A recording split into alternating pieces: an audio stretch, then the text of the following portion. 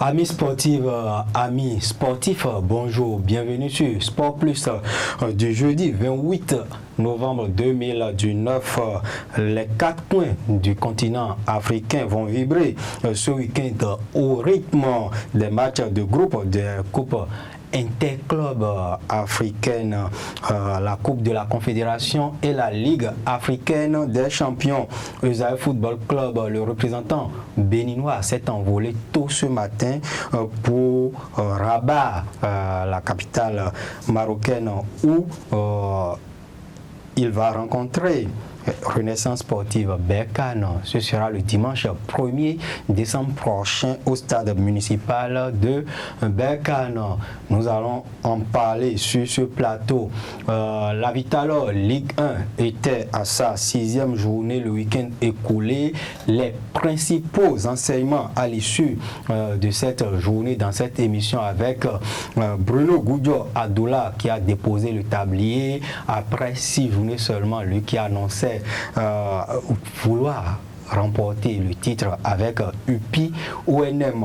Nous allons parler également du tournoi intermédiaire 2019. C'est la fête du football au niveau des journalistes au Bénin.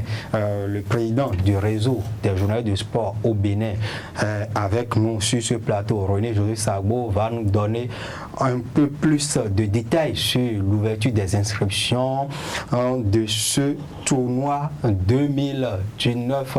Arnaud Akakpo, bonjour. Bonjour Larius Diagueno, bonjour à tous les internautes. Bruno Goudio-Adoula, ou déjà 2 entraîneurs qui ont quitté.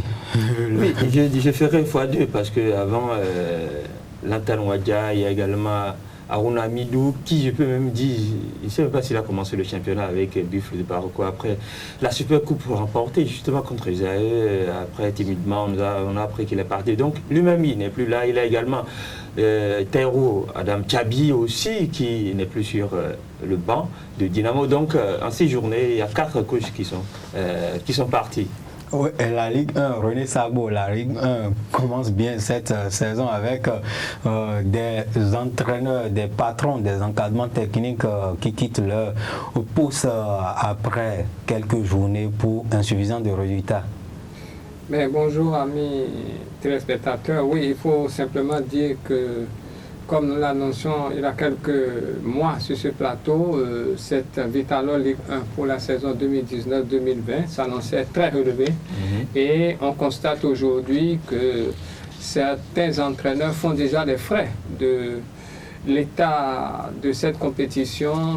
Vous savez bien, les 16 équipes en liste prétendent ou veulent tous aller succéder au bus du Borgou, ce qui fait que la compétition est relativement relevée et ceux qui n'arrivent pas à bien tenir font les frais. C'est le cas de Bruno Adoula parce qu'au-delà de l'argument qu'il donne, mais aujourd'hui on constate que son équipe est 15e, donc avant-dernier, ça c'est clair, c'est net. Avant la rencontre, il a annoncé qu'en cas de défaite, qu'il déposait le tablier, mais qu'on ne nous dise pas maintenant qu'on savait qu'on allait déposer le tablier, mais pourtant on a dit que en cas de défaite je m'en vais, mais on n'a pas dit qu'en cas de victoire je déposais le tablier. Donc aujourd'hui, comme l'a dit Arnaud Akapo, un certain nombre d'entraîneurs sont partis, d'autres sont venus. On espère que Adoula va retrouver un nouveau club au vu de son expérience et de son savoir-faire. Voilà. Si en 6 journées, 4 entraîneurs ou 3 pour être plus précis ont quitté leur poste lors des 24 prochaines journées, ils seront combien alors? Non, peut-être que ça va se stabiliser. Vous savez, ce n'est pas en football, ce n'est pas de la mathématique, une règle de 3. Seulement que peut-être après ces mauvais entames, sinon ces mauvais débuts de championnat, ces clubs-là ont pu avoir la mesure de là où ils vont. Quand vous prenez par exemple UPI ONM avec Bruno Goudio-Adoula, c'est vrai, il était dit qu'il emmènerait ce club-là vers le sommet, ce club-là qui a affleuré la relégation. Voilà, la saison écoulée, donc il est venu Il a monté son équipe lui-même, son staff également. Maintenant, bon voilà, ça a mal commencé. On pensait que c'était un faux pas, surtout la première journée disputée à domicile, où ils avaient perdu 3-2 contre l'USS craqué. Et donc, on s'est dit que bon, c'est un faux réellement pas. Et donc, il allait se reprendre. Mais non, ça a continué, nul contre l'ASPAC. Il est allé chez le promu. Real Parakou, c'était une défaite de 2-0. Il est revenu et il a encore été battu par Jacques, encore à domicile, 1-0. Et maintenant, la goutte d'eau qui a débordé le vase, c'est bien sûr cette défaite contre Tonnerre. Et c'était un match piège, un match difficile. Il ne sait pas pourquoi il a pris un pari sur ce match-là. Il ne sait pas si c'est de lui-même que ce pari a été pris contre Tonnerre. C'est sous pression. Parce que Tonnerre également est une équipe en difficulté, hyper difficulté, parce qu'avant ce match, UPI était 15e, Tonnerre 14e. Et les deux équipes avaient 2 points.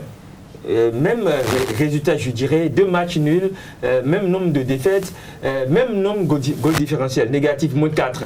Et donc, sur ce match-là, même Akele également était en difficulté. Akele n'a pas pris ce pari, même connaissant Bruno Goudiadoula, il est resté fidèle à son caractère, à sa nature, il est un peu bouillant.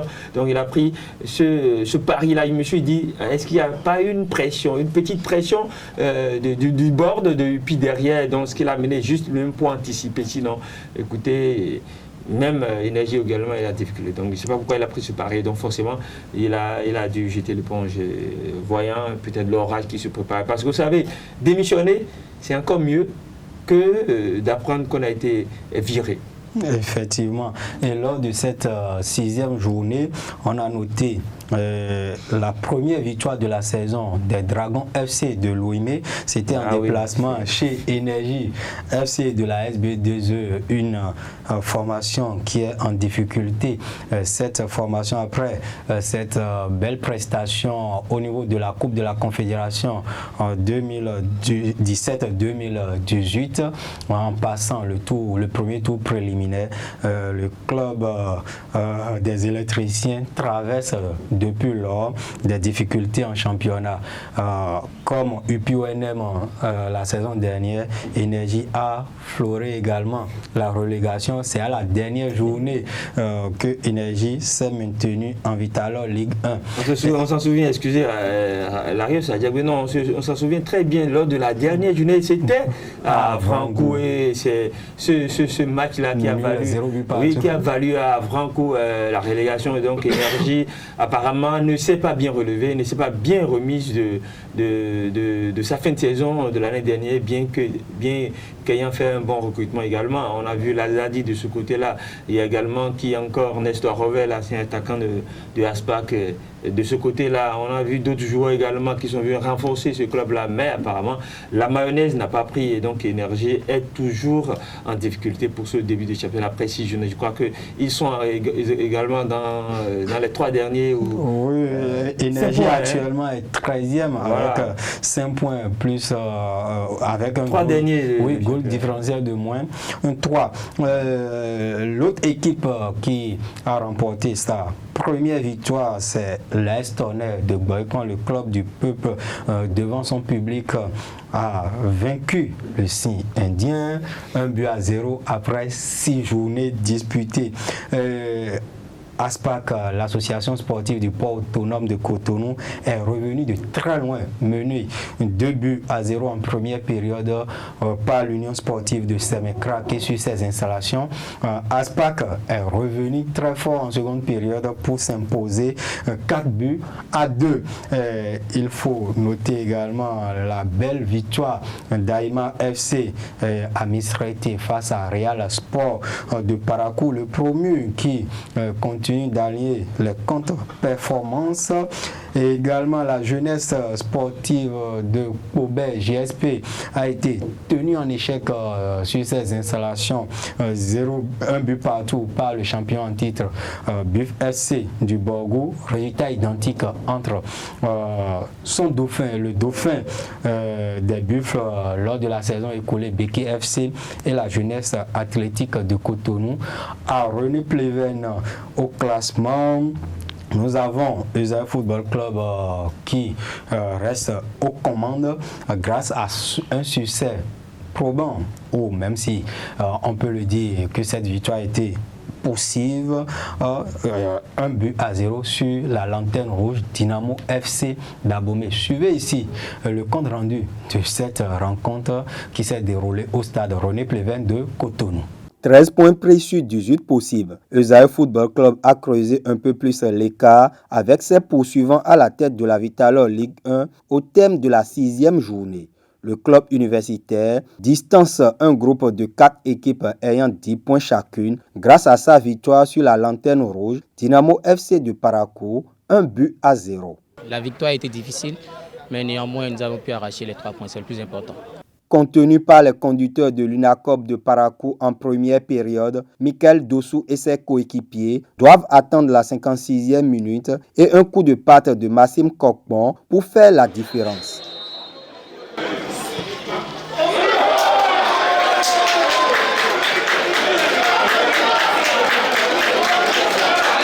À une semaine de leur premier match de poule contre la Renaissance sportive de Berkane au Maroc, en Coupe de la Confédération CAF, les poulains de Richard Biot ont montré quelques signes de fébrilité lors de cette rencontre. Esaü, c'est la bête à abattre, donc n'importe quelle équipe joue contre Esaü vient avec un autre visage. C'est ce qui a été la difficulté que nous avons rencontrée ce soir. Mais il faut reconnaître aussi que déjà nous avons aussi notre match de la CAF dans la tête déjà. Et quand les joueurs, même vous allez voir dans leur transmission, dans tout ce qu'ils font, on sent qu'il y a un peu de réserve dans tout ce qu'ils font ce soir. Pour ce dernier rendez-vous national avant l'expédition marocaine, le coach Richard a laissé au repos quelques cadres. Seulement 5 joueurs de l'équipe type ont démarré le match. Le coach, l'effectif complet, il a confiance en tout un chacun de nous. Donc quand il nous donne la moindre minute à jouer, nous devons confirmer. C'est ce que j'essaie de faire quand je suis sur le terrain.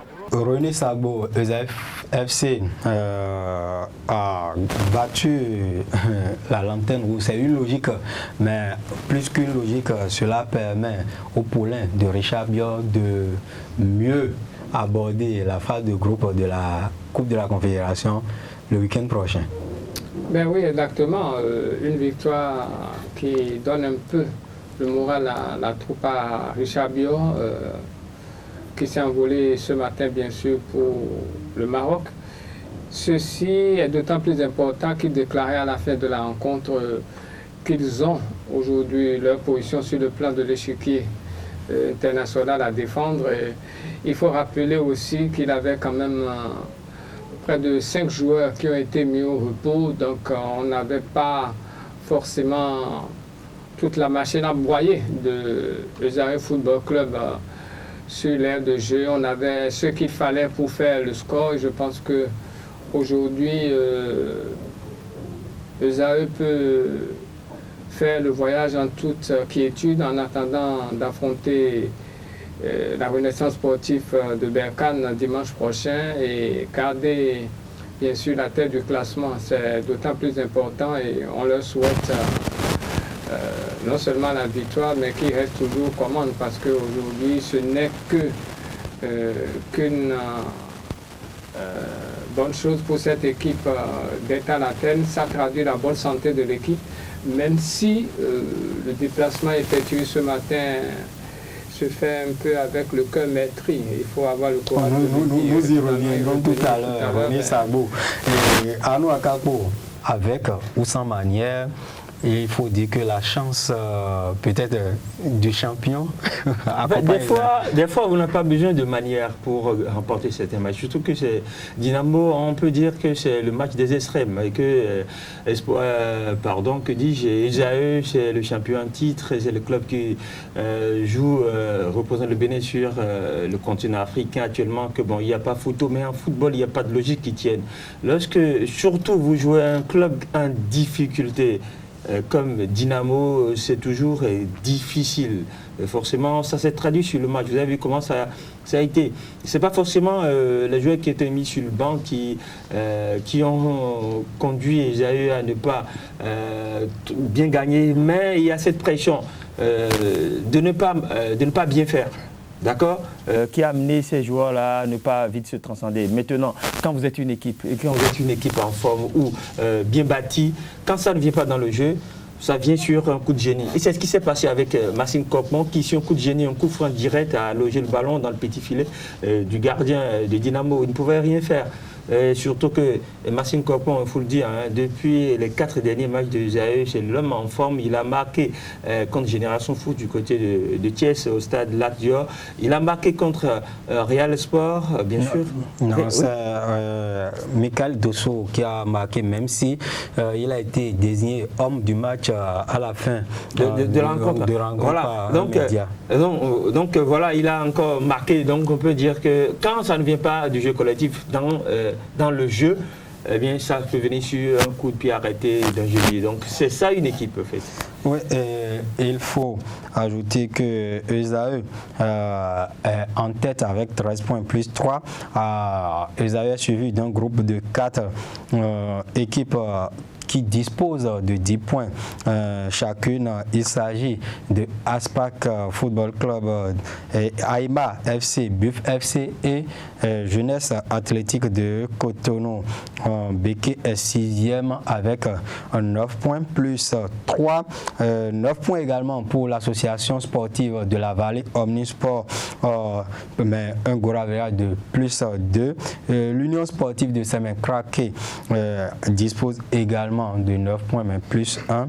En bas du classement, nous avons l'AS Tonnerre qui est juste en tête, ou juste en haut de la zone rouge.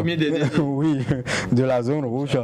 Grâce à sa première victoire, l'AS Tonnerre sort de la zone rouge et se classe 14e avec 5 points, moins 3. 15e UPI ONM du désormais Bruno Goudjor Adoula, 2 points, moins 5, et Dynamo FC de Parakou ferme la marche avec 2 points, moins 7. Arnaud Akagbo. Oui, quand même, on ne va pas passer sous silence cette victoire des Dragons de l'Ouémé. C'est le club qui a beaucoup plus de titres, mais qui, depuis le début de ce championnat, peine à retrouver ses marques. Ils ont fait un seul but marqué depuis le début de ce championnat en 5 journées. C'était lors de l'ouverture contre Dynamo de Parakou. Un but à réaction, je dirais même, parce que c'était juste après l'ouverture du score qu'ils avaient réagi. Et depuis, plus rien, même si cette équipe-là arrive à développer un peu du jeu. Donc, ça doit leur faire bien au cœur de pouvoir engranger ces 3 premiers points. Et qui plus est, c'était un déplacement contre Énergie, une équipe également en difficulté. Donc, je peux dire que Lafiuye Soufou, qui joue l'intérim, parce qu'il est le directeur sportif du club depuis le départ de Lantamouadja. Donc peut-être pourquoi pas il a commencé par imprimer son rythme sur ce club de Ouémeno également. Bon, si je viens ici et que je ne parle pas de cette remontada de l'ASPAC, bon, ce serait un peu... mal vu parce que quand même, je ne sais pas si sur les 5 dernières années en championnat, en élite, en Ligue 1 surtout, un club a pu remonter 2 buts et puis marquer 4 buts en une mi-temps. Mais je ne sais pas, peut-être René Jésus Saboué peut apporter des clarifications, mais marquer 4 buts en une mi-temps en Ligue 1 au Bénin, je cherche depuis, je n'ai pas encore trouvé. Et l'ASPAC l'a fait face à l'USS Craqué. C'était mené 2-0 à la mi-temps au retour de vestiaire, changement tactique du coach Idriss Soumoutari, ça a payé et ils ont remporté 4-2. Il faut dire qu'après la première victoire de la saison en déplacement, chez qui? Chez l'AS Tonnerre de Boycon, 2-0, une victoire nette et sans bavure. ASPAC a couru derrière cette seconde ou deuxième victoire de la saison. René Sabou. Non, vous savez, ASPAC fait partie de ces grandes équipes qui ont écrit l'histoire du football béninois. Et je pense que le week-end passé, il fallait s'attendre à cette réaction de l'ASPAC qui est une équipe prétendante au titre. Et je pense que c'est une véritable prouesse remonter 2 buts et en marquer 2 en plus. Il faut s'appeler Association sportive du port autonome de Cotonou pour réaliser ça. Et je pense qu'aujourd'hui, ASPAC est pratiquement sur une bonne lancée en attendant le déplacement à Parakou le samedi prochain face à Dynamo de Parakou. Un match où il faut s'attendre à un véritable hold-up de l'équipe d'ASPAC qui aujourd'hui, au vu de la prestation du week-end passé, a de la matière et l'équipe de Dynamo de Parakou est bien avertie pour cette rencontre de la 7e journée. Il faut ajouter également une équipe qui séduit lors de ces 2 ou 3 dernières journées. Il s'agit de Aïma Football Club du président Alphonse Pedro Aïma Anoakabo. Oui, Aïma, c'est depuis la saison dernière que ce bloc a commencé par me séduire. Cette fois-ci, ils ont encore commencé. Surtout à partir de la phase retour. Bien sûr, à partir de la phase de retour, Hubert Ronfort fait un très bon travail. Ils ont repris cette saison. En dehors des Buffles, Aspac, Dragon et autres qui n'ont pas encore perdu, Aïma également n'a pas encore perdu. Et qui plus est, ils sont allés au nord la dernière fois pour battre qui c'est vrai. Le Real Sport. Le Dynamo d'abord. Ils ont été battre Dynamo en déplacement. Ils ont tenu en échec. Panthère également en déplacement. Et c'est vrai, ils se sont fait également le premier 2-0 la dernière fois. C'est un club qui joue très bien, c'est vrai. Il ne marque pas beaucoup. C'est vrai que, encore que, c'est pas peu ce qu'ils font. Ils ont déjà marqué, je crois que 5 buts. Ils n'en ont encaissé qu'un seul dans ce championnat-là. C'est un club à suivre de très près. Et c'est pas bling-bling, mais ils sont très solides. Très solides. Oui, solides. Et cette solidité, Aïma devra la montrer face aux champions en titre à Parakou. Lors de la 7e journée, c'est le 1er décembre prochain au stade municipal de Parakou, Buff Aïma. Les autres affiches de cette 7e journée, nous aurons en ouverture le vendredi Real Sport, jeunesse sportive de Aubert au stade municipal de Parakou. Le lendemain, le samedi 30 novembre, il y aura Dynamo Aspac. UPONM Énergie au campus d'Abomey-Calavi. Le premier, nous aurons Béké FC Asvo, association sportive de la vallée Omnisport. On aura également un choc des champions, Dragon FC, AS Tonnerre de Guaycon, René Sagou. Dragon FC, AS Tonnerre, une rencontre où les Oranges et Noirs doivent poursuivre sur la lancée après leur première victoire à l'extérieur. Et je pense que Tonnerre a l'obligation de confirmer. Pas de confirmer, ils ont l'obligation de jouer à l'aise dit parce qu'ils sont toujours en difficulté, pas très bien placés. Et je pense que aujourd'hui, c'est une rencontre qui s'annonce très disputée avec, à ma connaissance, beaucoup plus une avance pour les Dragons de Lemay qui jouent à domicile et qui ont commencé sur une belle lancée avec cette rencontre face à Énergie, ce hold-up de 1-0. On verra bien ce que ça va donner le dimanche prochain. Et je voudrais rapidement revenir aussi sur cette équipe d'Aïma. Vous savez, ils ont commencé par prendre de l'envol dans la 2e phase du championnat, la saison écoulée. Et par rapport à ce qu'on observe sur les autres clubs, vous avez un président, Pedro Aïma, qui a fait confiance en l'encadrement technique.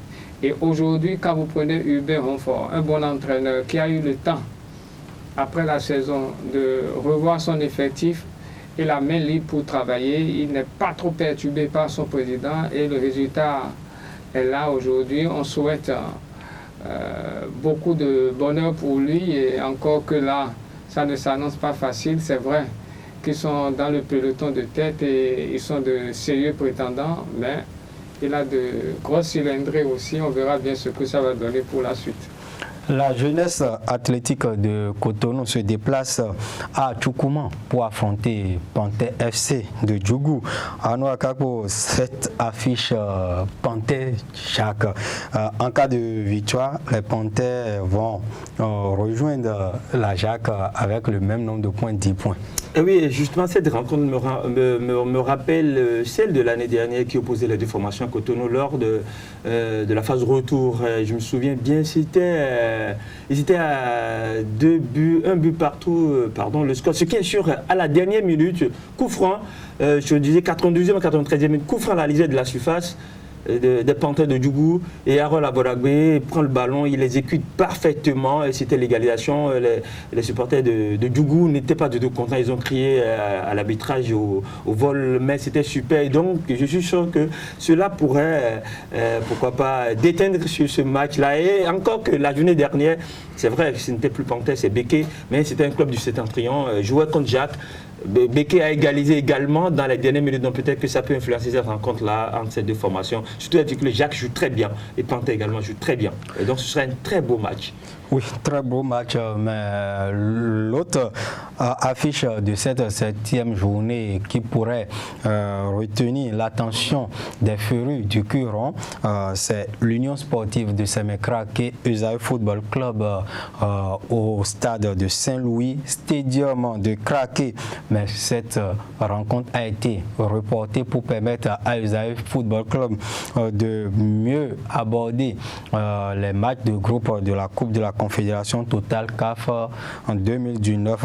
Hormis ce match, il y a également le match contre UPI ONM de la 8e journée qui a été reporté par la Ligue de football du Bénin pour permettre aux protégés du président Clément Adéoti Adéchian de jouer sereinement ces 2 premières journées de la phase de groupe dans le groupe de la phase de groupe dans la poule C contre leurs adversaires Daring Club Moutima Pembe de la RDC. Ce sera le 8 décembre prochain au stade René Pleven, au stade Charles de Gaulle de Porte-Nouveau, puisque la décision est tombée le dimanche soir.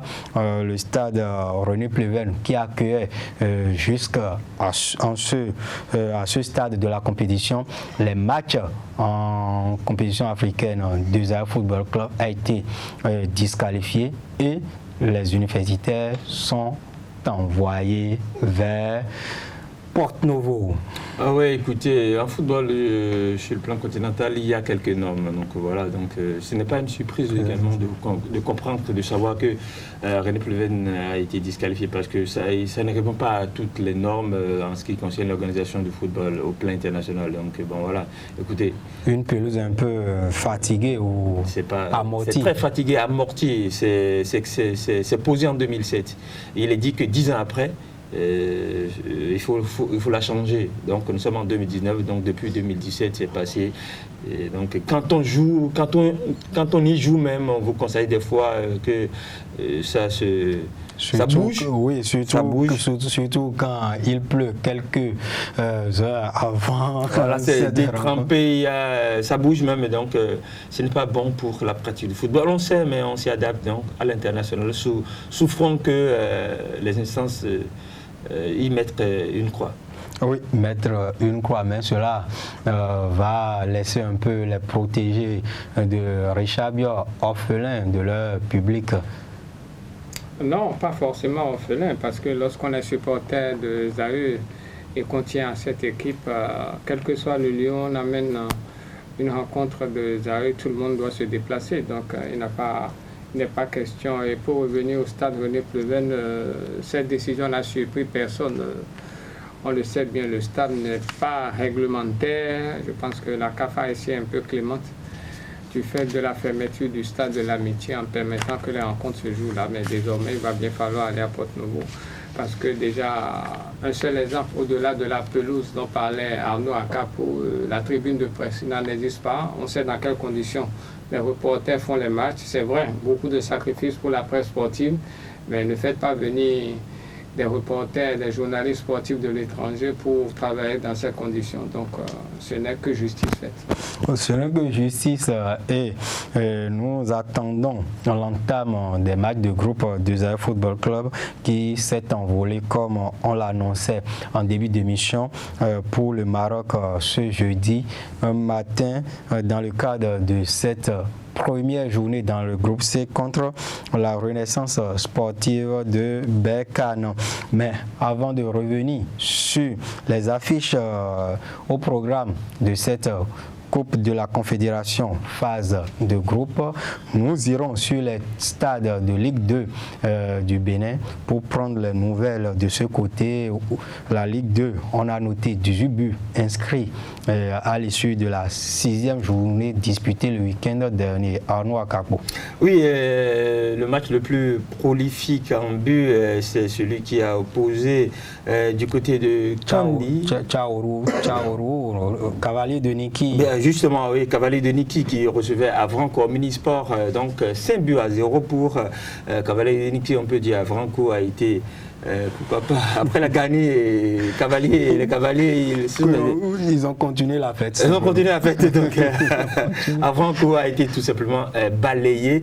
5 buts à 0, ce qui a d'ailleurs valu au Cavalier Niki de prendre la 2e place de ce classement de la Vitalor Ligue 2. Autre résultat, c'est bien sûr l'entente de Kandi qui est descendu pour prendre une petite revanche éternelle parce que ce sont les 2 promus qui sont montés en Ligue 2 cette saison. 2 buts à 0 pour entente de Kandi devant Éternel. Même résultat entre Requin et l'AS Stado. Requin qui était en déplacement, et donc de 1 pour Soleil. Soleil qui, je peux dire, a commencé par sortir quelques rayons. Il ne brille pas encore, mais ce sont des rayons qui pointent dans le ciel des jaunes. Donc ils ont gagné d'Adjet. Peut-être que la prochaine journée contre l'AS Police... ils vont briller, pourquoi pas. Voilà, justement, l'AS Police également, qui a fait forte sensation, je crois.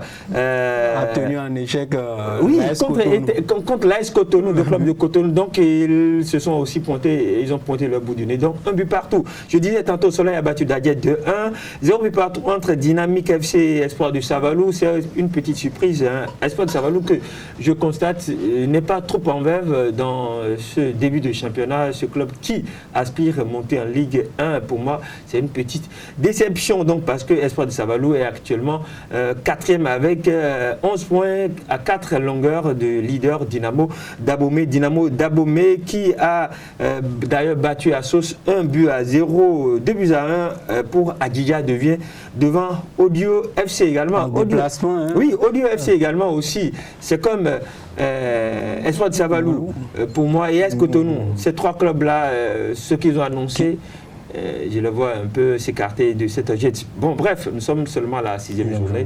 Ça peut toutefois changer avant la fin de cette première phase de la Vitalor Ligue 2 Larios Sadiagoune. Je crois que j'ai parcouru les résultats. Le classement, si vous voulez rapidement, je le disais tantôt, Dynamo Dabomey leader avec 15 points plus 5, Cavalier de Niki Dauphin 12 points plus 7, Adjidja 3e, 12 points plus 3 en bas de tableau. On retrouve l'AS Police 18e, dernier, bon dernier justement, avec 4 points moins 9, Dynamique 17e, 5 points moins 4, et puis Audio est 16e. Oui, lamentable position pour le club de Comé, 5 points moins 3, Requin de l'Atlantique. Oui, un club, quand on dit Requin, écoutez, on veut les voir en haut de tableau, mais ils ne sont que, je cherche 8e.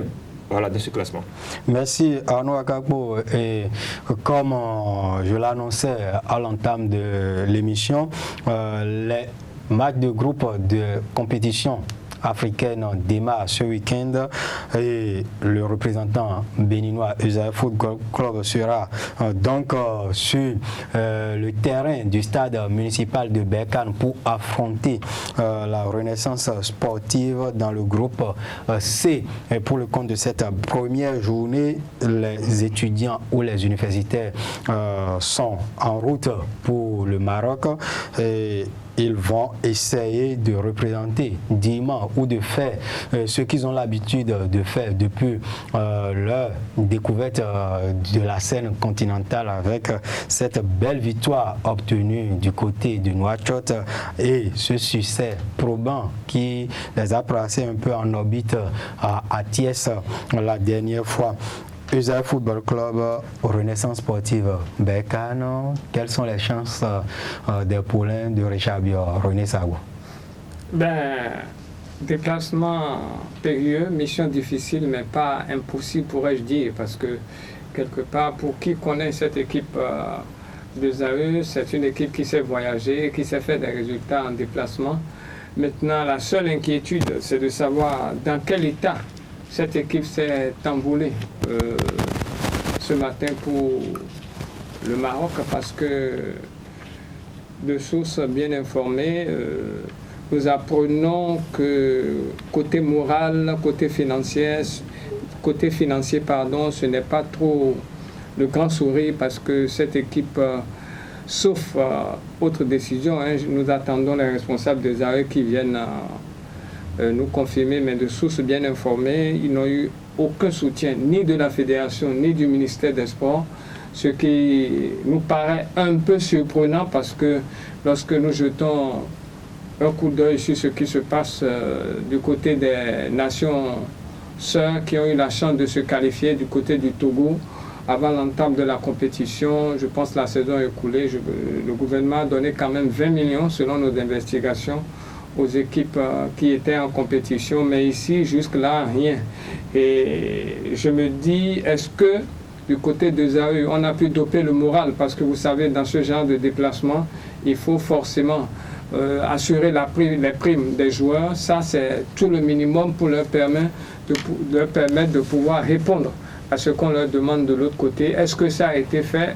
Nous supposons, connaissant bien le fondé, je veux parler de M. Clément Adéchian, qui est un homme battant, qui a su quand même prendre les dispositions pour que ce déplacement se passe dans les bonnes conditions. Puisqu'ils sont partis, c'est déjà un acquis, et ceci sans soutien. Maintenant, du côté des primes, si ça a été fait, pas d'inquiétude pour le directeur sportif, qui a été quand même à la tête d'une bonne structure au niveau de la Fédération béninoise de football, qui connaît un peu les rouages, qui saura, comme il a toujours fait en tant que chef de délégation, doper le moral à ses joueurs.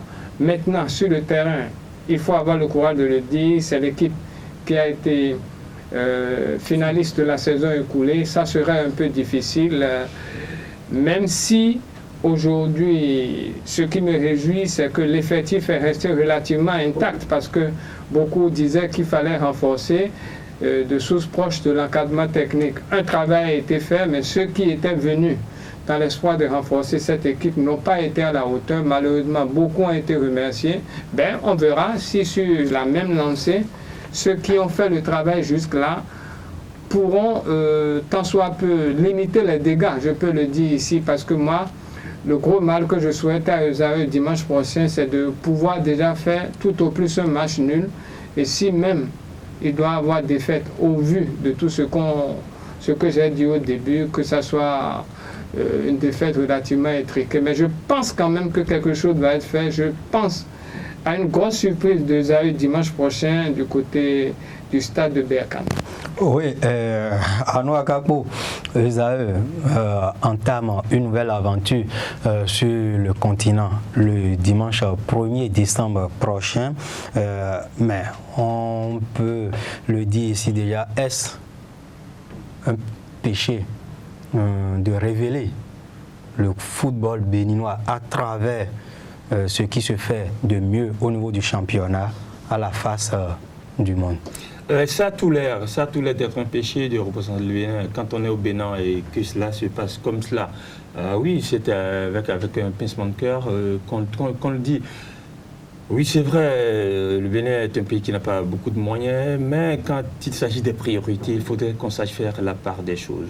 On a vu dans ce même pays-là, en 2017-2018, lorsque deux clubs représentaient le Bénin sur le continent africain, oui, ils ont été accompagnés. Je veux parler de Énergie et de Buffle. C'était, si ma mémoire m'est toujours fidèle, 15 millions de francs CFA qui leur a été attribués quand ils disputaient les phases préliminaires. Aujourd'hui, Eusare a disputé les matchs de phase préliminaire et s'est qualifié pour la phase de groupe, pas d'accompagnement. J'ai ouï dire que ce club va engranger 250 000 $, l'équivalent de 125 millions CFA. Mais il faut faire comprendre aux gens aujourd'hui, pour ceux qui ne le savent pas, les sous, les 250 000 $ que Eusare va empocher, d'accord, ce serait à l'issue de la finale de la Coupe de la Confédération. Bien après, il faut ajouter, bien après. La finale. Et ce n'est pas l'intégralité des sous que Eusare va engranger.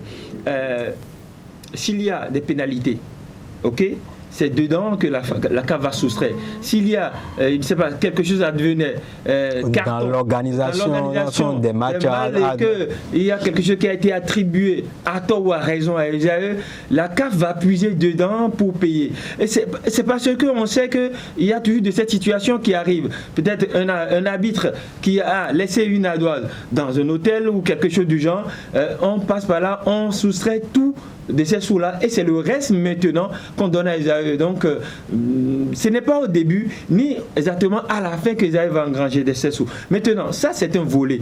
Le second volet, Esaü quand même, oui, défend la couleur. J'ai vu le ministre le ministre des Sports, il était tout content, tout sourire le jour où Esaü se qualifiait pour la phase de groupe. Et donc c'était une fierté d'être béninois. René Sabou parlait d'investigation. Au Burkina, au Mali, ce n'est pas ça. Quand des clubs représentent le pays, automatiquement la fédération ou le ministère l'État prend entièrement en charge les dépenses des clubs. Donc ici maintenant, on ne sait pas. Je ne sais pas si ça va venir. Peut-être après la deuxième journée, peut-être avant la deuxième journée ou avant la troisième journée, mais écoutez, lorsque vous sentez que derrière vous, il y a quelqu'un qui vous accompagne, qui vous dit tiens, oui, il y a ceci, non, j'envisage de faire ceci, mais parce que ce n'est pas encore prêt. Ça déjà, ça donne le moral, ça vous donne des ailes, mais il n'y a rien, les gens sont comme ça, ça fait un peu mal de le voir ainsi, pour moi il faut le dire. Ils avaient besoin d'un accompagnement et d'un accompagnement financier pour pouvoir aller plus loin. Et les joueurs en ont besoin. Je sais que sportivement, ils sont au top, ils savent ce dont ils ont besoin, mais s'ils ne sentent pas derrière eux ce qui peut les pousser, comme l'a déclaré l'autre, oui, quand je cours. C'est du fortifiant en fait, savoir qu'on a un peu de l'argent pour pouvoir subvenir à certains besoins. Ça booste le moral et on a besoin actuellement pour pouvoir disputer au mieux cette compétition-là. Oui, oui. Ce que je voudrais juste ajouter, parce que c'est vrai, Arnaud Akapo le disait tout à l'heure, c'était toute une fougue au stade René Pleven lorsque Esaü s'est qualifié. Je voudrais juste, vous savez, on est dans un environnement où les interprétations vont bien vite. On est tout à fait d'accord qu'avant l'Odyssée de Ouagadougou, la fédération a donné, je pense, 3 millions. Non, le président de la... pas la fédération. Pardon, donc le président a donné 3 millions. On a mis le bus à la disposition. Plus une dotation. Nous remercions vraiment le président de Chacus qui sait faire les choses dans ce sens. Mais aujourd'hui, ce qu'on est en train de dire, on ne maxe pas ce qui a été fait, mais nous sommes aujourd'hui en phase de groupe. C'est ça qui me préoccupe. Nous sommes aujourd'hui en phase de groupe et je le dis, je le répète, sauf déclaration contraire de M. Clément Adéchian, du directeur sportif. Vous pouvez vous rassurer. À l'heure où on est, oui, où l'équipe va atterrir dans quelques instants du côté du Maroc, rien n'a été fait. Et je dis, ça gêne parce que lorsque vous avez des confrères qui sont heureux sur le plan international, voilà une équipe béninoise qui va, mais vous ne pouvez pas leur dire qu'on ne leur a rien donné. Ils vous disent que chez eux, l'équipe est prise en charge. Donc, notre travail en tant que journaliste reporter sportif, c'est d'attirer l'attention des décideurs. Nous ne sommes pas en train d'accuser, mais il faut que quelque chose soit fait si c'est au retour de l'équipe tout de suite qu'on puisse mettre les bouchées doubles pour mettre les moyens à la disposition parce que le 8 prochain, nous jouons. Et il ne faut pas qu'on passe le temps à tirer sur cette équipe. Elle fera ce qu'elle peut. Elle rencontre une équipe finaliste. Elle fait ses premiers pas au niveau de la phase de groupe. C'est déjà beaucoup. Je ne sais pas s'il y a beaucoup d'équipes qui ont eu à le faire. Il faut plutôt encourager les dirigeants de Esaü et ne pas décourager les autres qui aspirent à aller en coupe de la Confédération à la Ligue des Champions. Donc ce n'est que dans cette optique que nous intervenons. Écoutez, René, vous parlez de revenir. Pour moi même, écoutez, c'est une nécessité, c'est une obligation de pouvoir soutenir cette équipe-là, même si c'est... je ne sais pas si depuis tout ce temps, on n'a pas encore prévu ce qu'il faut faire pour Esaü. C'est le temps de le faire. Et attendre même le retour avant le match contre Darren Club Motema Pembe de la ce serait même un peu tard parce que Je le répète, lorsque vous savez, lorsque vous vous sentez poussé, supporté derrière, ça motive. Si c'est un coup de fil, écoutez, oui, on est en train de penser à vous. Il y a quelque chose qui se prépare. C'est parce que ce n'est pas encore prêt. Si, éventuellement, effectivement, il y a un accompagnement qui est en vue, d'accord ? Appelez les dirigeants, appelez là, de l'autre côté même, pourquoi pas ? Parce que le capitaine vous dit, moi c'est tel dirigeant, c'est tel. Écoutez, on a un truc en vue pour vous mouiller le maillot, vous représenter le pays.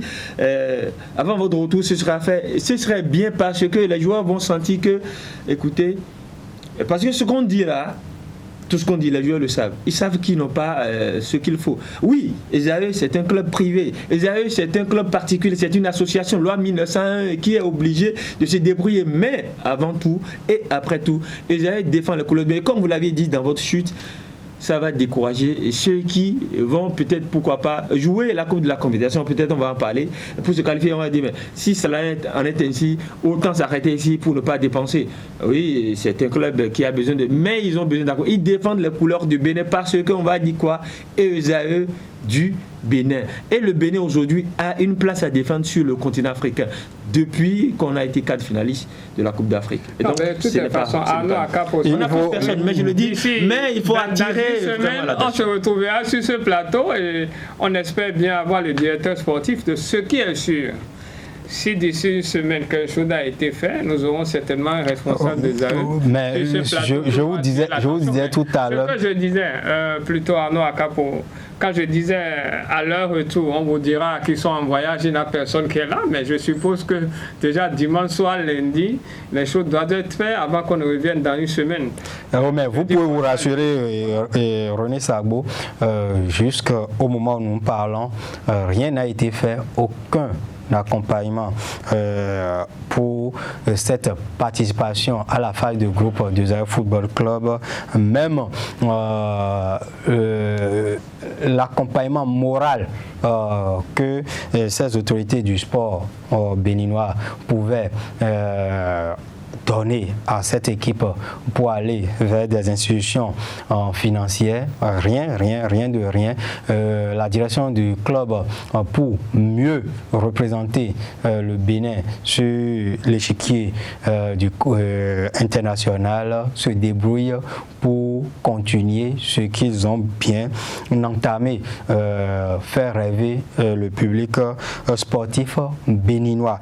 Et, à part ce match du groupe C, le match va commencer, le coup d'envoi de la rencontre c'est à 17h heure du Bénin, du côté du stade municipal de Berkane. L'autre match du groupe va mettre aux prises Daring Club Motema Pembe de la RD Congo avec Zanaco FC de Zambie un peu plus tôt à 14h, toujours le dimanche 1er décembre 2019. Les autres affiches de cette première journée de la phase de groupe sont les suivantes. Dans le groupe A, nous avons Enugu Rangers qui accueille Pyramide FC de l'Égypte, FC Nouadhibou de Mauritanie, Al Masri d'Égypte. Dans le groupe B, Al Nassr de Benghazi de la Libye, Joliba AC du milieu international béninois, Jérôme Bonou. Il y a également Bidvest 8 Oroya AC de la Guinée équatoriale. Dans le groupe D, pour finir, FC San Pedro de la Côte d'Ivoire, Paradou AC de l'Algérie, Hassania Agadi du Maroc, Eimba d'un autre international béninois, Jean-Marie Guerra, pour conclure cette première journée des groupes ou des matchs de groupe de la Coupe de la Confédération Total CAF 2019-2020. Et il y a l'autre coupe, la reine des compétitions. Notre Ligue des Champions. Oui, notre Ligue des Champions, effectivement. Oui, on aura comme affiche déjà ce vendredi JS Kabylie de l'Algérie, AS Vita Club de la République démocratique du Congo.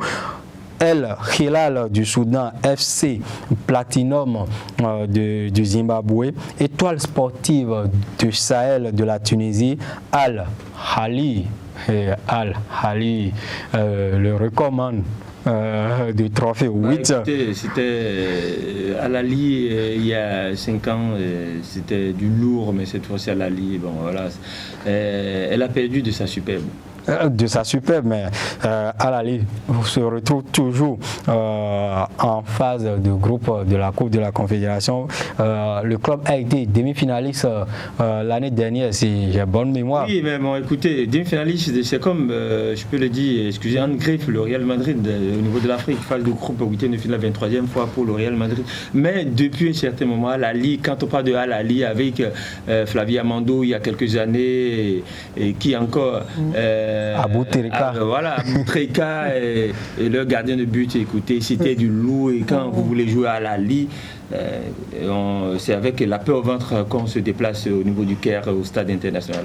Le samedi 30 novembre, cette première journée des matchs de groupe de la Ligue africaine des champions Total CAF 2019-2020 va se poursuivre avec Raja de Casablanca, Étoile sportive ou Espérance sportive de Tunis, la championne en titre, et tout-puissant Mazembe, Zamalek vainqueur de la Coupe de la Confédération la saison dernière. Et nous aurons Primeiro de Agosto, Zesco United de Zambie. C'est un duel de Sud-Africains, je peux le dire ainsi. De l'Afrique australe. L'Afrique australe, pourquoi pas. Et dans le groupe C, nous aurons l'USM Alger, Wydad de Casablanca, Mamelodi, Sandan et encore Petroleos de Luanda. C'est un club angolais qui vont se croiser dans ce groupe C pour conclure cette première journée des matchs de groupe. Cette rencontre va commencer à 20h00. Et voilà les affiches. Quelle affiche retient votre attention, René? Akapo, tout-puissant Mazembe, Zamalek. Ah oui, c'est une affiche, je peux dire, de demi-finale de Ligue des Champions. Quand on prend le tout-puissant Mazembe, le club de l'autre, c'est un grand du continent africain. Ils ont déjà soulevé le trophée à 2 reprises déjà. Si je ne m'abuse, ils ont participé à une Coupe d'Afrique, Coupe du monde des clubs. Donc on sait de quoi il s'agit là. Zamalek, c'est également l'autre rival de Al-Ahly du côté de l'Égypte. Donc c'est un club avec un beau palmarès. Donc il y aura football sur ce match-là. Et de l'autre côté, on aura Étoile sportive de Sahel, de l'ancien international béninois Mouri Tala Ogoubi, qui croise les crampons avec Al-Ahly. Deux équipes maghrébines, bien sûr, et une rencontre qui laisse entrevoir, bien sûr, un choc où les pronostics sont interdits. Voilà. Il y a également JS Kabylie qui fait son retour en compétition africaine après quelques années d'absence, qui croise le chemin de AS Vita Club. L'AS Vita Club avec un certain Florent Ibenge, il y a aussi un bon travail, surtout qu'il se concentre désormais sur son club là. Et donc pour ce match là, quand on sait ce que fait le Congolais avec l'AS Vita Club, écoutez, les Algériens auront fort à faire, et ça, il y aura également football. Il y aura football, mais on attendait aujourd'hui le tirage au sort de la Coupe de la Fédération au Bénin, mais finalement, ça a été reporté sine die. Oui, les raisons, c'est qu'il y a certains clubs qui ne sont pas encore prêts, surtout les clubs de la Ligue 3, Abeille, JSO, Jeunesse Sportive de Ouida, et l'Union Sportive du Borgou. Parce que le championnat n'a pas encore commencé, ça a été reporté également au mois prochain, on ne sait pas trop si ça va démarrer. Donc, ce sont les raisons qui sont officiellement annoncées pour le report de ce tirage au sort. Toujours est-il qu'on va attendre, parce que c'est désormais le vainqueur de cette compétition-là qui va représenter le Bénin au niveau de la Coupe de la Confédération sur le continent. Donc on va attendre. Toujours dire qu'il y a 20 clubs qui devraient participer. Oui, 13 de la Vital'Or Ligue 1. Il faut dire qu'il y a seulement 3 clubs du championnat national de première division qui ne se sont pas engagés pour le compte de la compétition. Il s'agit de l'AS Tonnerre, de Real Sport et d'Énergie FC. Vous allez comprendre tout à l'heure pourquoi je souris, parce que ces 3 clubs ont un point commun. Lequel selon vous? AS Tonnerre, Real Sport et Énergie FC de la SB2E. Les 3 clubs ils sont dans le bas du tableau en ce moment. Ce sont des clubs qui sont vraiment en difficulté pendant que les inscriptions ont été ouvertes. Donc, ces clubs, parce que Énergie et AS Tonnerre étaient déjà en lice lors de la dernière édition, lors de la Coupe du Bénin 2019. Donc, c'est une surprise. Oui, en fait, c'est une surprise. Quand on voit les ambitions, surtout de l'AS Tonnerre, de ne pas s'inscrire pour la Coupe de la Confédération, parce que lorsque vous n'arrivez pas à décrocher le championnat, écoutez, la Ligue, la Coupe de la Confédération peut vous permettre d'être sur le continent, comme Isaïe le fait aujourd'hui. Isaïe n'a pas gagné le championnat, mais c'est grâce à la Coupe du Bénin que Isaïe est sur le continent. Donc, je n'ai pas compris pourquoi Tonnerre ne s'est pas inscrit. Peut-être que c'est parce que les mauvais résultats qui sont passés par là ont contraint Oui. Je voudrais juste dire, est-ce que cette compétition n'a pas été lancée très tôt? Non, il y a plusieurs matchs. Vous avez vu comment les matchs ont chevauché la saison dernière, où c'était au niveau de la trêve que quelques 2 matchs ont été joués, et certains matchs ont été obligés de jouer des matchs où la finale même a été jouée le 16 juin. Oui, le 16. Alors que pratiquement c'était déjà la date, le deadline pour inscrire les clubs devant participer à cette compétition-là était déjà passé. Donc il fallait même payer, je crois, une prime où l'inscription des joueurs, il y avait problème. Donc il faut vite commencer. Comme ça se fait ailleurs en Europe, la Coupe de France démarre aussi bien avant. Avec le championnat. Donc, il y a plusieurs matchs qui se jouent. Peut-être avec 20 équipes, on va jouer. Je posais l'interrogation. Oui, mais c'est 3 équipes, mais certainement c'est une priorité pour eux de ne pas prendre part. Et avec la situation des arrêts, je me demande aussi si ça les encourage. Ah oui.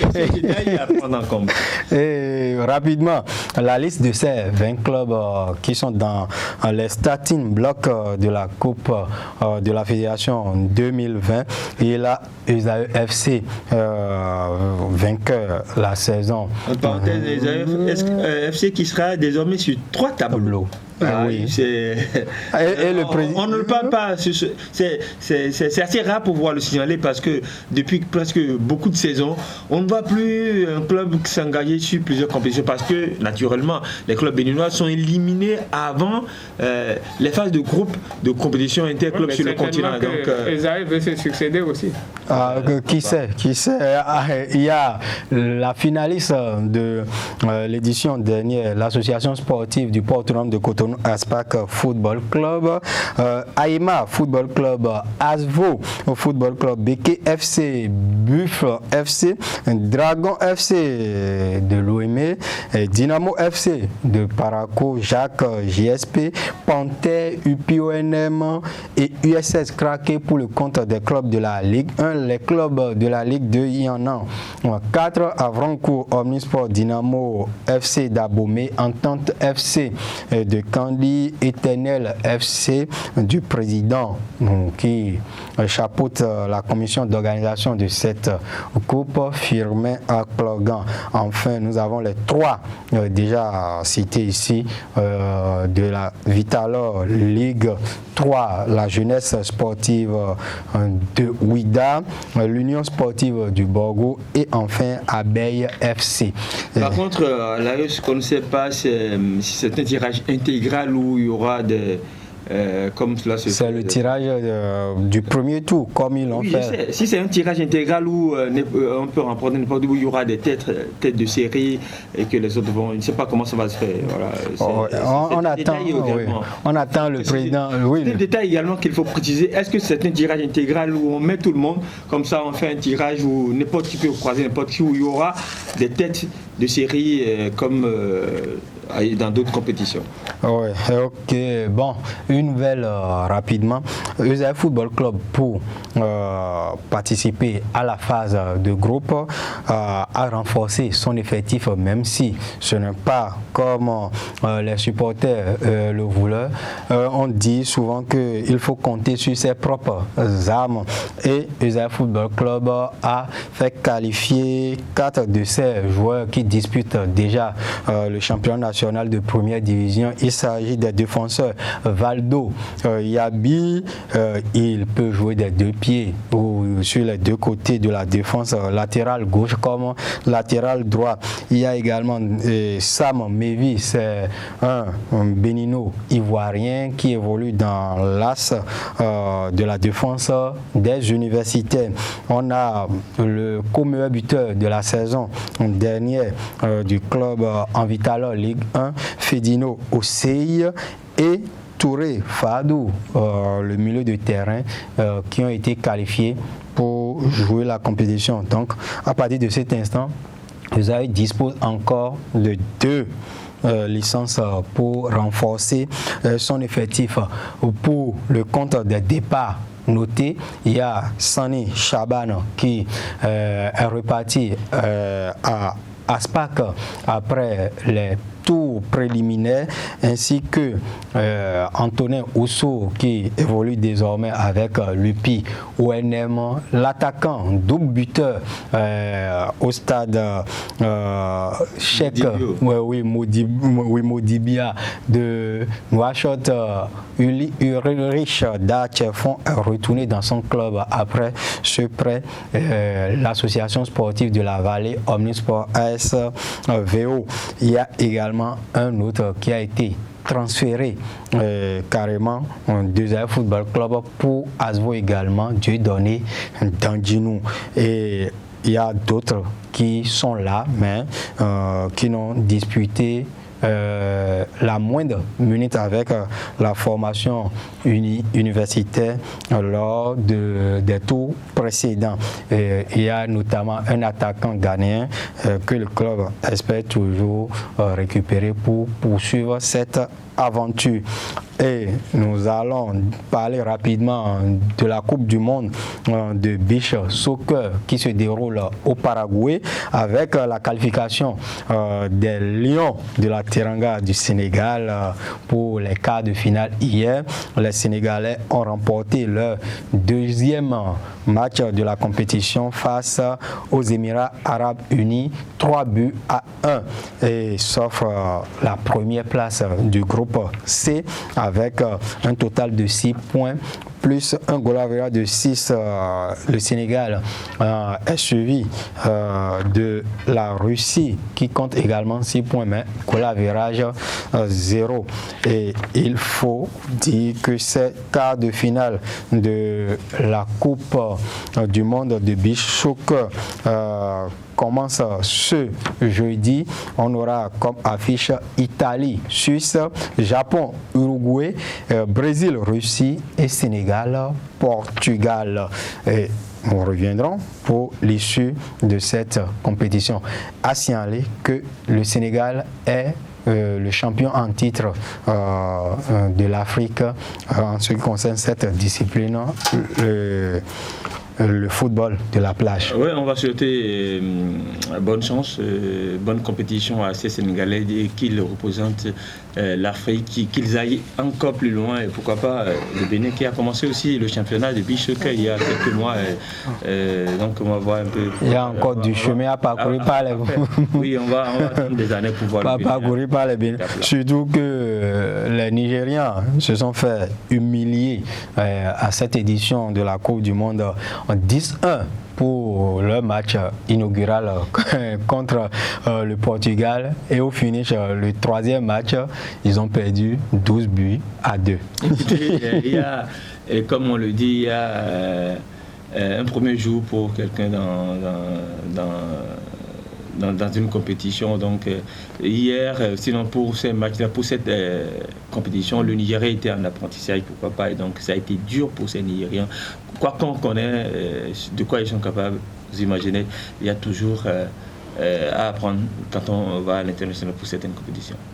La fête du football au niveau des médias au Bénin aura lieu bel et bien cette année, même s'il y a un léger retard dans l'ouverture ou le lancement officiel de la compétition René Sago. Eh bien oui, léger retard dû bien sûr à un certain nombre d'aléas. Vous savez, nous sommes dans une période un peu difficile et avec... Il faut préciser économiquement parlant.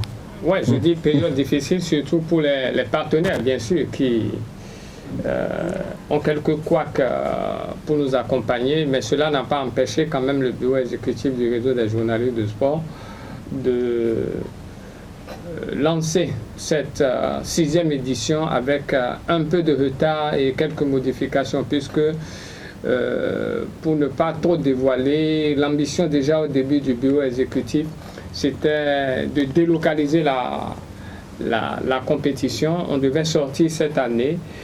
Tout était fait, mais vous savez, comme on sait le faire, il fallait quand même prendre les dispositions pour mettre les journalistes dans de bonnes conditions. Tout n'était pas prêt de ce côté et nous avons préféré remettre à l'année prochaine. Maintenant, pour ce qui concerne la compétition cette année, nous sommes relativement pris par le temps et avec nos contraintes financières, nous avons décidé cette année d'organiser la compétition de manière spéciale avec 4 équipes. Nous partons avec 4 équipes et la compétition se jouera en linéaire. Ça veut dire que les 4 équipes vont se rencontrer et selon le règlement officiel cette année, les 2 premiers disputeront directement la finale. Pas de problème du côté des récompenses, ça va être exactement comme on l'a fait l'année passée. C'est pas parce qu'on a réduit qu'il n'y aura pas les récompenses. Les équipes seront récompensées, meilleurs gardiens, meilleurs joueurs, meilleurs buteurs, etc. Les équipes auront leur médaille réglementairement et nous allons jouer comme nous l'avons fait à la 2e fois de l'année passée. Nous jouerons sur le terrain de Flex Foot, le terrain synthétique du côté de Ganri. Pour ce qui concerne bien sûr les conditions, il faut dire que les conditions ne changent pas. Il faut disposer bien sûr de 12 joueurs au niveau de chaque organe de presse et surtout déposer les dossiers accompagnés d'une lettre d'un responsable d'organe de presse. Nous insistons dessus parce que nous avons eu des demandes sans cette lettre, c'est éliminatoire d'office. Parce qu'il faut qu'on s'assure que les responsables des organes de presse sont bien au courant que leurs joueurs s'inscrivent et pour qu'on puisse jouer dans de bonnes conditions. En dehors de ça, il faut rester dans la limite. Nous avons lancé les inscriptions le 23 dernier et le samedi 30 à 18h, nous bouclons définitivement. Nous avons une semaine pour pouvoir permettre au club de s'inscrire. Donc, pour tous ceux qui se sont manifestés, nous avons insisté dessus. Le samedi à 18h, nous bouclons définitivement les inscriptions. Et déjà le lundi, nous allons rendre public la liste des organes qui seront retenus pour permettre quand même aux organes de pouvoir... La compétition va se dérouler où? Toujours au stade de l'amitié générale? Non, je le disais à l'instant, la compétition va se dérouler du côté de Flex Foot, oui, du terrain synthétique de Flex Foot. Parce que du côté de Ganri, voilà. Là où les demi-finales se sont disputées, la finale. Nous allons jouer pour permettre quand même aux joueurs de jouer dans de bonnes conditions. René Sago, comment est-ce que vous allez retenir les 4 si éventuellement il y a eu 10 dossiers ou 12 dossiers? Non, ça au niveau du comité d'organisation, c'est tout à fait clair, nous allons pouvoir le faire. Si les gens viennent dans de bons critères, nous avons le bureau exécutif qui sait le faire. A priori, nous donnons une bonne part, bien sûr, à l'équipe championne et à l'équipe finaliste, ça c'est évident. Bon, maintenant, si ces deux ne s'inscrivent pas, nous donnons la priorité aux autres. Vous savez, comme on sait le faire, il n'y a pas de 2 poids 2 mesures, il n'y a pas de copinage. Les gens vont déposer, on va étudier les dossiers, mais compte tenu des places limitées, la moindre erreur dans les critères de sélection serait éliminatoire. Oui, éliminatoire. Et pour rappel, il faut dire que Zaïre Omnisport, avec son capitaine Arnaud Akapo, a été vice-champion la saison dernière. Est-ce que vous êtes prêt à aller au charbon cette année encore? Vous me voyez, non, je ne suis pas prêt. Je suis prêt, donc l'équipe elle est prête. On va on va remobiliser la troupe pour répéter les gammes avant le démarrage de la compétition proprement dite. Et donc, il n'y a pas de souci, on va se représenter, pourquoi pas faire mieux que l'année dernière. C'était la première participation pour le Football Club, pour ce qui concerne. Et pour titiller un peu l'équipe ou les joueurs de l'équipe professionnelle, on peut dire que c'est nous qui avons donné cette envie d'aller. Le goût, on a montré le chemin et l'ont suivi. Et bon, voilà, donc c'est dire que, écoutez, il y avait déjà certaines personnes, même si on n'a pas été jusqu'au bout pour remporter le trophée, on a quand même soulevé le petit trophée. Ils avaient venu, les professionnels, les joueurs professionnels sont venus soulever le grand trophée. Donc voilà quoi. Donc, il faut aussi ajouter que la compétition s'annonce difficile parce que pour certaines équipes, c'est vrai, vous aurez de nouvelles équipes, de nouveaux organes de presse parce que là nous avons été. Ça se bouscule. Au niveau du règlement. Il va falloir se préparer. La seule chose, et j'insiste dessus, c'est comme vous l'avez dit tout à l'heure, c'est la fête des médias. Nous allons, comme les années antérieures, veiller à ce que ça soit les reporters, journalistes et hommes de dégâts, techniciens, des organes de presse, effectivement, qui jouent. C'est vrai que en dehors de tous ceux qui ont déjà disputé le team la saison écoulée et qui sont réglementairement, nous allons être obligés d'exiger la carte de presse de la HAC parce que maintenant la HAC a donné quand même beaucoup. On appelle à de groupes d'entreprises de presse aujourd'hui au Bénin, n'est-ce pas une discrimination de laisser sur le carreau si au sein d'un groupe on a un secrétaire ou un comptable ou quelqu'un de l'administration qui sait manipuler le foot. Parce que si on me dit que quelqu'un ramasseur de journaux, ça va être un peu compliqué. Les distributeurs font partie des médias. Mais ne vous n'en faites pas parce qu'au niveau du comité d'organisation, l'année passée, on s'est déplacé vers les entreprises. On vous a compris. On est allé vers les entreprises. Mais tu dis qu'il faut veiller à ce qu'il y ait moins de mercenaires parce qu'il y a de ces organes-là où le directeur même, excusez de peu, lui-même cautionne, cautionne la tricherie et puis on glisse un joueur dit qu'il est avec nous. Qu'est-ce qu'on a constaté l'année passée? Non seulement les patrons mais nous avons des confrères, c'est quand ils sont éliminés qui viennent nous dire qu'on savait que celui-là était un mercenaire. Nous allons revenir un peu plus en détail sur les contours du tournoi intermédiaire 2019, mais avant, en bref, quelles sont les nouvelles du côté du trophée JP Sport 2019? Du côté du trophée JP Sport, tout se passe bien. Nous sommes à l'étape des dépouillements. Nous sommes déjà à environ 40% du dépouillement. Nous sommes en train d'entrer les données au niveau de notre base de données. Il faut simplement dire que ça ne se détache pas. Les coulisses disent quoi? Parce qu'on sait ce que les coulisses disent du côté du Ballon d'Or à l'international. Les coulisses chez vous, ça dit quoi? Donne peut-être vainqueur Richard Bior dans la catégorie. Pour le moment, je ne saurais rien vous dire parce que il a un jury qui travaille, mais en tant que président du comité d'organisation, nous suivons. Parce que là, il faudrait veiller à ce qu'il n'y ait pas de faille. Parce que là, nous avons 624 votes validés. Wow. Et il faut entrer, on peut même avoir plus parce que, vous savez, c'est 624 votes, 624 personnes qui ont voté, mais sur chaque document, vous êtes libre de voter pour les deux catégories, journaliste, personnalité, ou vous votez pour l'une des deux catégories. Donc il faut veiller à ça.